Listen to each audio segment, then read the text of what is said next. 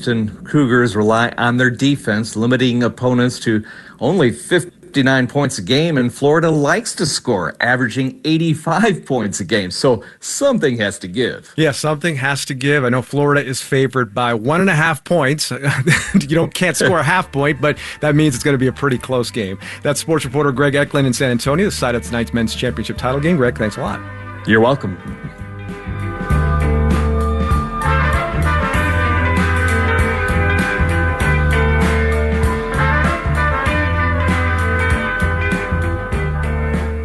This is Morning Edition from NPR News. I'm Ian Martinez. And I'm Steve Inskeep.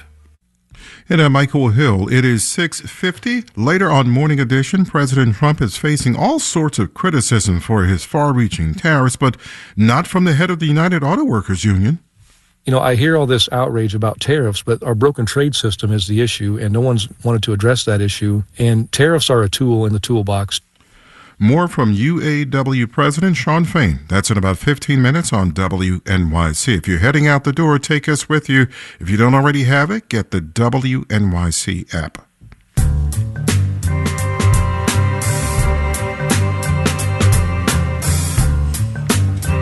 41 with clouds out there right now. A high today of 46. We'll have some rain, mainly by 2 this afternoon. And then tomorrow and Wednesday, high temperatures right near 50 and under sunshine. It's 6:52.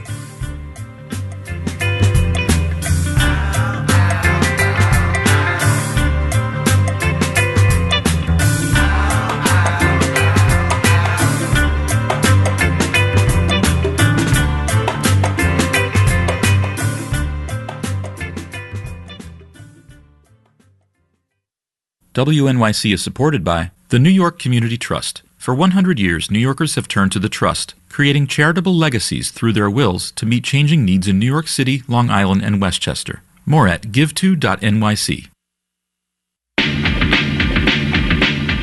On the next All of It, in the new romantic comedy, A Nice Indian Boy, an introverted doctor brings his white artist boyfriend home to meet his traditional Indian family.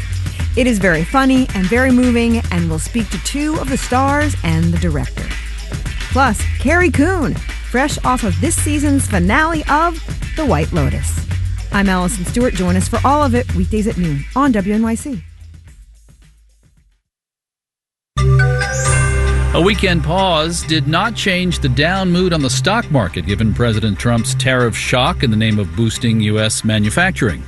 Marketplace Morning Report is supported by Bitwarden Password Manager, with a reminder that spring cleaning isn't just for closets. Bitwarden is designed to help clean up weak or reused passwords and secure sensitive information across all logins and devices. Bitwarden.com. I'm David Brancaccio in Los Angeles. Futures contracts for the S&P 500 stock index are down another 2.4% this morning, and we'll be watching to see if that key index gets labeled a bear market when trading officially begins in about 2.5 hours. Bear is down 20%. Stocks in Asia are a mess today. Japan's Nikkei index down 7.8%. Hong Kong down 13%. Here's the BBC's Mariko Oy. It's been described by some analysts as absolute carnage or even a financial bloodbath. All we've been seeing all day is sea of red, arrows pointing downwards. Now, the stock markets in mainland China, Hong Kong and Taiwan, they were actually closed for a public holiday on Friday. So they're playing a bit of a catch-up. And as a result, we're seeing even sharper losses in those markets as well. Europe, London, and Germany's key indexes are each down about 4%. President Trump told reporters last night he doesn't want stocks to go down, but that, quote, sometimes you have to take medicine to fix something. A key question is how long 10% across the board tariffs and country-specific ones as high as 49% will last. The big jumps kick in midweek. Here's Marketplace's Nova Safo. The big question right now facing the Trump administration, are the new tariffs permanent considering the global market meltdown? Trump's advisors have not been able to clear things up. Commerce Secretary Howard Lutnick was on CBS's Face the Nation on Sunday. Remember, this is a national security issue. I got it. And is the 10% needs to address tariff our budget permanent? deficit? That, the laws of America are the laws of America. Meanwhile, Treasury Secretary Scott Bessent said some 50 countries have reached out to negotiate. But the president, speaking to reporters on Air Force One, appeared in no hurry to strike deals. They said, we're not going to have deficits with your country. We're not going to do that because to me a deficit is a loss. Trump said he wants, at minimum, equalized trade, presumably in goods alone. The president also seemed unfazed by the global market reaction so far. I'm Nova Safo for Marketplace. A check-in now on U.S. consumers and credit. Here's the glass half empty scenario brought to you by Ted Rossman at Bankrate.com. Credit card balances are at record highs, up more than 50% from 2021. Delinquency rates have been rising since 2022, and more than 10% of credit card bills are more than 90 days late. We're seeing more people using cards just to get by for groceries and gas. Okay, now for the glass slightly more full. Overall levels of debt to income, it looks pretty good. Kurt Long at America's Credit Unions says most consumers can still afford to keep up, even with interest rates topping 20%. But he says that could change. If the labor market really starts to deteriorate, delinquencies tend to rise in lockstep with unemployment. And Ted Rossman's biggest worry? Auto loans. Delinquencies there are worse than they were during the financial crisis. People really try to pay that bill first, because if you don't, they repossess. I'm Mitchell Hartman for Marketplace. Marketplace Morning Report is supported by Schwab. Schwab offers investors choices like full-service wealth management, self-directed investing options, and trading on Think or Swim. More at schwab.com. And still owing a lot of money is a different kettle of worms during retirement. Our new series called Buy Now, Pay Later focuses on this decades-long shift. Marketplace's senior economics contributor Chris Farrell reports. Older Americans are increasingly carrying debt into retirement, and the amount of debt is also on the rise. Minling Zong is a senior research associate at the Urban Institute. In 1989, about 58% of older adults over the age of 50 carry debt in retirement. And in 2020, that percentage has jumped to 78%. Owing money isn't necessarily bad. Even upper-income households, say, earning $260,000 or more, take out loans to buy homes, cars, and appliances. Young adults borrow to pay for their education and to start a family.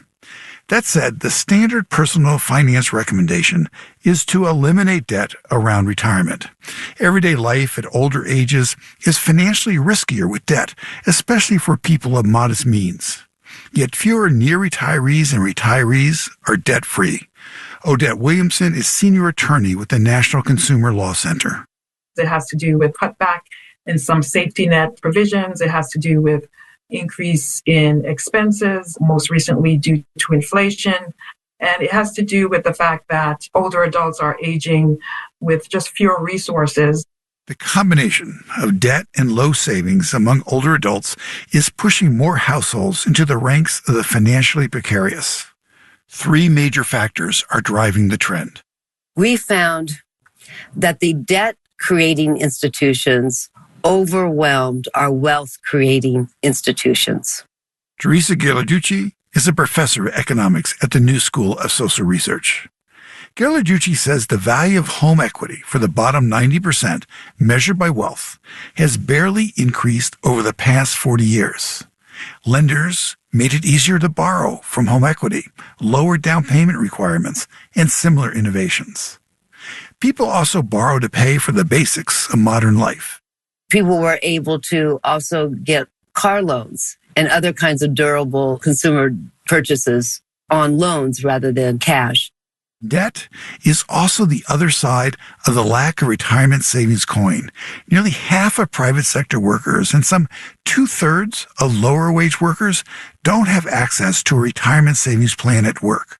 Finally, wages rose slowly for most workers in recent decades, especially for Black, Latino, and women. Yet the costs of everyday living went up. Odette Williamson. I'm seeing the debt increase for everyone, but it's a matter of whether you have the resources to deal with the debt. Nearly half of older adults surveyed by AARP who are carrying a balance use credit cards to cover basic living expenses. Toss in home equity loans, medical debts, student loans, auto loans, and mortgages, and the accumulation of debt signals that too many older adults are living on a financial precipice. I'm Chris Farrell for Marketplace. Our Buy Now, Pay Later coverage is in partnership with Next Avenue, a nonprofit news platform for older adults, produced by Twin Cities PBS. In Los Angeles, I'm David Brancacho. It's the Marketplace Morning Report from 8 p.m., American Public Media.